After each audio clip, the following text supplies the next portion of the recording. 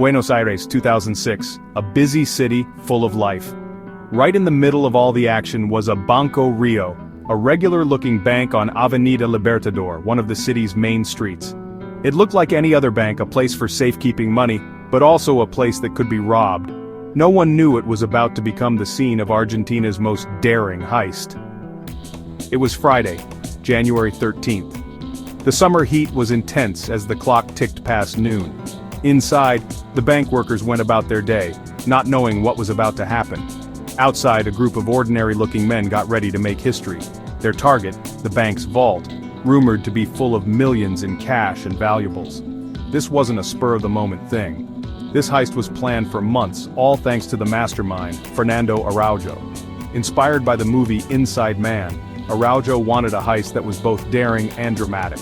But it wasn't just about the money. This robbery was meant to be a message, a big no, to a system seen as unfair, a rebellion against the economic troubles in Argentina.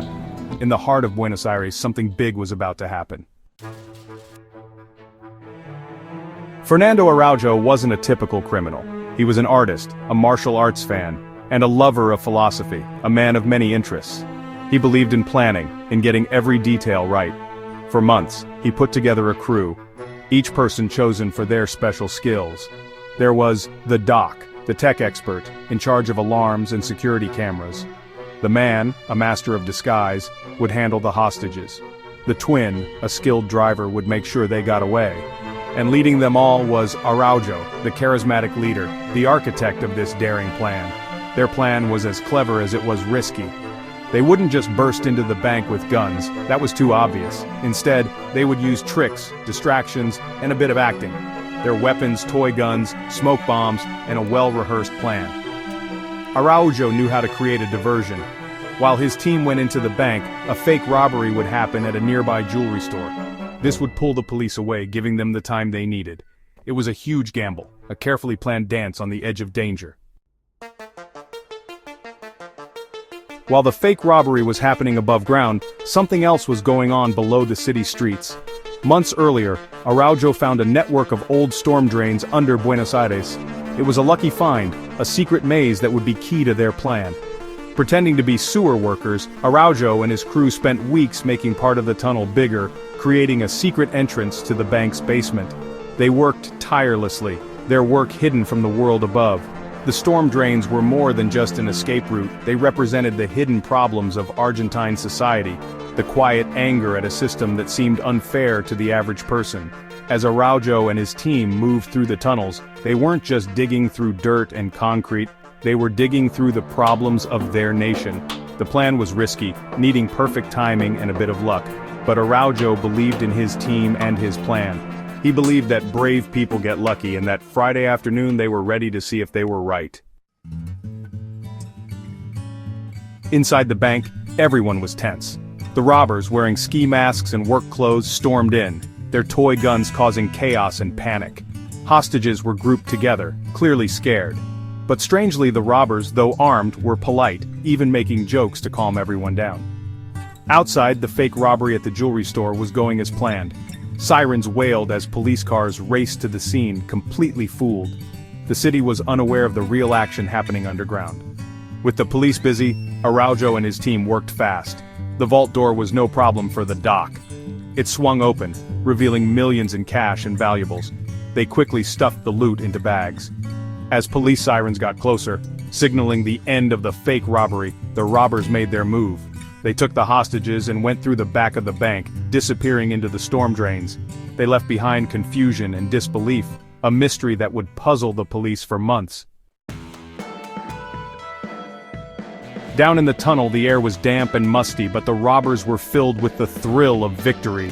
They came out of the darkness, bags full of cash, their faces excited. They had done it. They had pulled off the impossible. While the city above wondered what had happened, Araujo and his team celebrated. They split the loot, their laughter echoing in the tunnels. They hadn't just robbed a bank, they had outsmarted everyone. News of the heist spread quickly, capturing everyone's attention. The robbers, called the humanitarian bandits by the news, became instant heroes. People were amazed by their cleverness and how they tricked the authorities. In a country struggling with money problems, the Banco Rio heist was more than just a crime. It was a thrilling escape from the everyday hardships of life. For a short time, it felt like the underdog had won.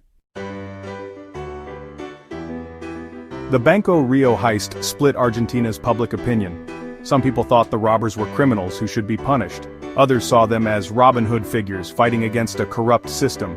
The heist highlighted the economic problems in Argentina. The country was still recovering from a financial crisis, and many people blamed the banks. Some people saw the robbers, who targeted a foreign-owned bank and didn't hurt anyone, as symbols of resistance.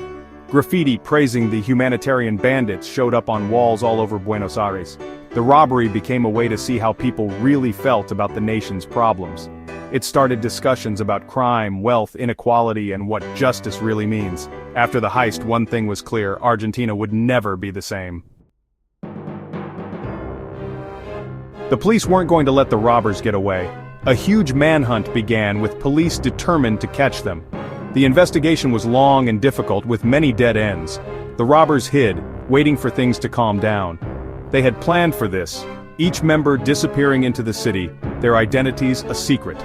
But eventually, they were caught, one by one, their captures as dramatic as the heist itself. Araujo, the mastermind, was finally found hiding on a remote farm. His capture was the end of an era, the final chapter in a story that had captivated the nation. The trial was a huge media event. The humanitarian bandits faced justice. The robbers, once seen as heroes by some, were now facing the law. They were found guilty and sent to prison, a reminder that even the best plans can fail. The Banco Rio heist is still one of the most daring robberies ever. It captured the imagination of a nation, showing the problems in Argentine society, and starting discussions about justice, inequality, and what it means to be a hero.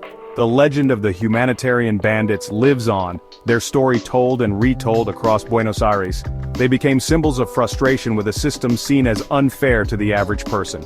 The Banco Rio heist was more than just a robbery. It was a cultural event, a reflection of a nation's hopes and struggles.